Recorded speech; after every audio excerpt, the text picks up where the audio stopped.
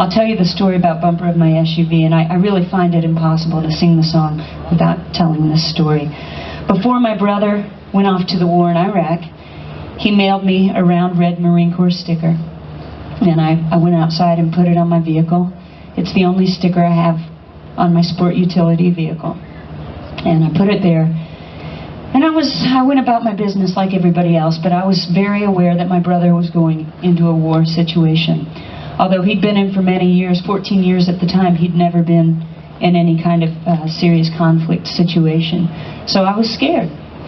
And then I had the chance to go into Iraq and Kuwait, Baghdad, Talil. I went into those places in 2003. Were any of you there at BIOP in 2003? A lot. We were at Baghdad International. It was Kid Rock and me and Jesse James from Monster Garage. It was cool. It was really hot and really, really scary. So I got back to Nashville after having had that experience. I had all of that in my heart and in my head, and I was driving down West End there in Nashville. It's the main road that runs through Nashville. It connects downtown to the residential area.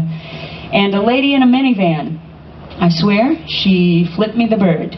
She gave me the middle finger. And at first I thought, okay, I cut her off. I'm not a very good driver, which is true, I'm not. But we got up to a red light, and I didn't want to look over at her. She was next to me then, and I could see her gesturing, and I thought, there's no way I'm looking over at her. I'm not going to rumble with a soccer mom. Get my butt kicked. So finally I did look over because she was making such a brouhaha over there, and she said, roll down your window.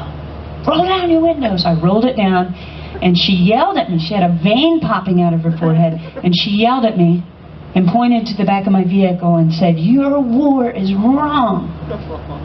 She said that, and it freaked me. I mean, I'm sure this has happened to some of you guys and maybe your family members, but it totally floored me. It upset me. I wanted to take her and go to a Starbucks or a Green Beans coffee and talk to her and tell her who I am, not as a celebrity, but as a person. I wanted to tell her about the places I'd been and the people I'd met like you and the questions that I had about everything. And I wanted to tell her, look, lady, I'm not a Republican or a Democrat. I'm an American. I've never stated a political affiliation. The one thing I've always said is that I'm an American and I support my troops. And so I did what any good country singer does. I went home, put my purse down in the kitchen, went to my music room, and I wrote a song about it. Now stick with me, this is where it gets tricky. That was June of 2003. I wrote the song that day, hit record on my little recorder there, and I forgot about the song. June of 2003, a whole 16 months went by. September of 2004, Lonnie and I and the band were getting ready to come back over to Iraq for another tour. And I happened to find that song. I was cleaning out my computer there, and I found a song called Bumper, and I was like, what is that? So I listened to it and I thought, okay, that doesn't stink. So I burned a copy and put it in my backpack, and off to Iraq I went. We were about to do the first show, and actually we were at Camp Arifjan in Kuwait, and I handed the disc to my guitar player at the time, a guy named Clay. I said, Clay, just learn this. You and I might do it acoustically, just you and I, but I doubt it. Just learn it. And by the way, band guys love that when you hand them a song right before the show. So he learned it, and we ended up doing it that night at the show. And it was primarily Air Force guys and Army guys that night. And I said, do you guys want to hear a brand new song no one's ever heard? And they said, yeah! And they barked at me. Hoorah! And they ooh-rah'd me. Hoorah! And so I did the song, right? And I said, you know what? I could lie to you and tell you in the song that I've got an Air Force sticker or an Army sticker, but I don't. Do you still want to hear it? I'm talking about a Marine Corps sticker. And they said, yes, ma'am, do it. So we did the song, and it went over really, really well. And after the show, we signed autographs, as we will do tonight. And we sign, and we hang out, and we talk till all of you are gone. And it's the best part of the trip.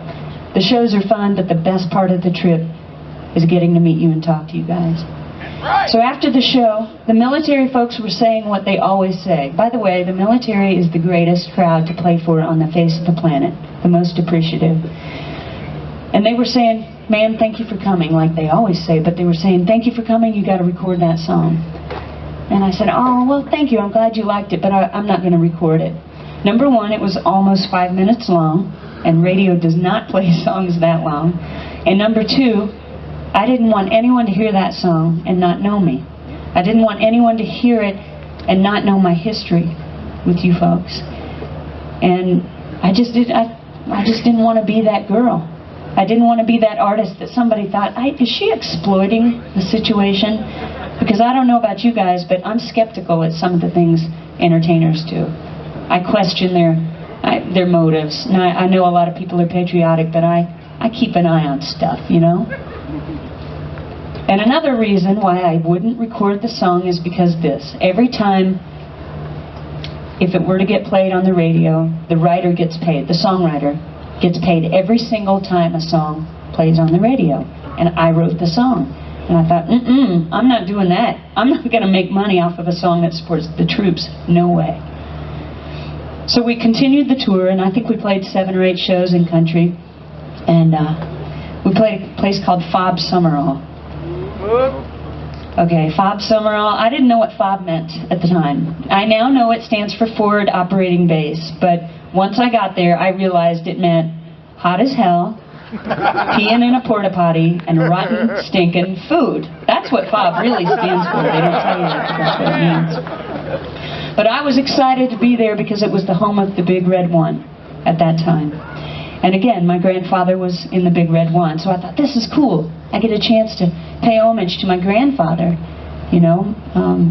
Sergeant Harold Henry was my grandfather's name, and this is a big deal to get to come here and play for the new Big Red One guys. So we did the show, and after the show, a young man in his BDUs looked just like you. Walked through the autograph line, and on his BDUs it said, Henry. And I said, and remember, my grandfather's name was Harold Henry. I said, dude, we could be cousins. He said, don't say that, I won't be able to ask you out. I said, if we move to Kentucky, you can. So we said hi and visited just a little bit, and his hometown is Apollo, Pennsylvania, and he and Lonnie talked a little bit, and I'm sure there were some Pittsburgh Steelers comments floating around. And in general, we hung out with Josh like we do with everybody.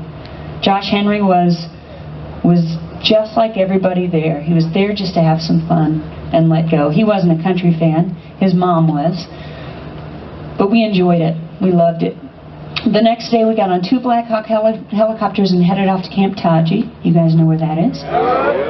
And as we landed, Judy Seal got the phone call from Fob Summerall, from our friend Kyle McClelland, whom we had spent the past 48 hours with. We got the call that Josh Henry had been killed. And boy, wow, it got really real to us. I don't have to tell you guys that. You know it, you live it, but we dumb civilians, we really don't get it.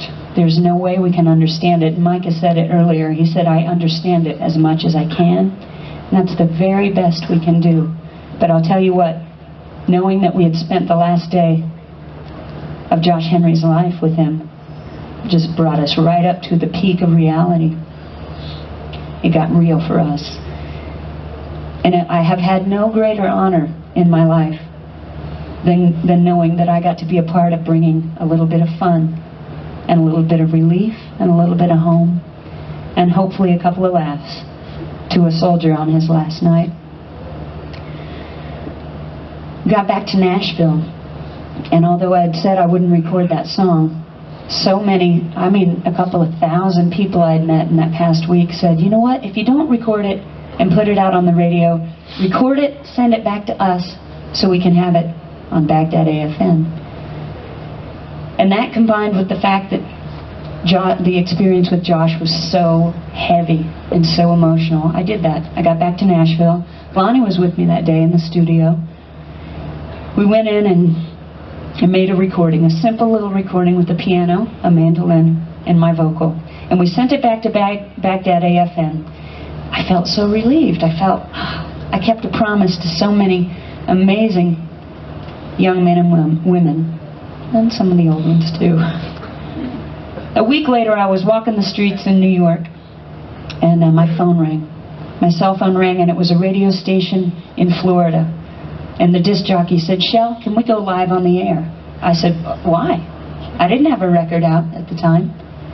He said, "This song is blowing up our phone lines." I said, "What song are you talking about?" He said, "The bumper of my S.U.V is our #1 requested song."